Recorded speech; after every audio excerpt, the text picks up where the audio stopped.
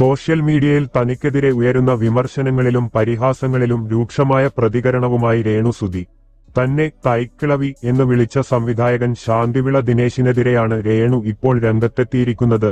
ദുബായിൽ താൻ വസ്ത്രമില്ലാതെ നൃത്തം ചെയ്യുന്ന വീഡിയോ ഉണ്ടെന്ന ശാന്തിവിള ദിനേശന്റെ ആരോപണത്തെ സോഷ്യൽ മീഡിയയിലൂടെ രേണു നേരിട്ട് വെല്ലുവിളിച്ചു.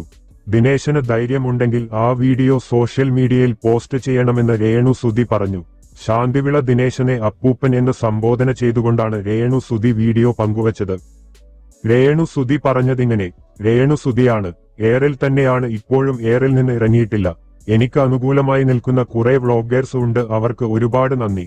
എനിക്ക് അനുകൂലമായി പറയുന്ന വ്ളോഗുകളിലൂടെയാണ് ഞാൻ എനിക്കെതിരെ നെഗറ്റീവ് പറയുന്നവരെ പറ്റി കേൾക്കുന്നത്. സിനിമാക്കാരെ ഞാൻ ബഹുമാനിക്കുന്നു. എന്റെ ഭർത്താവ് ഒരു സിനിമാക്കാരനായിരുന്നു.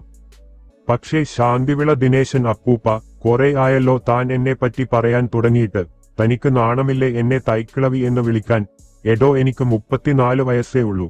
എന്നെ തൈക്കിളവി എന്ന് വിളിക്കാൻ നാണമാകുന്നില്ലേ അപ്പൂപ്പ നിങ്ങൾക്ക്? താൻ പറഞ്ഞല്ലോ ദുബായിൽ വസ്ത്രമില്ലാതെ ഞാൻ നൃത്തം ചെയ്യുന്ന വീഡിയോ ആരോ തനിക്ക് അയച്ചു തന്നു എന്ന്.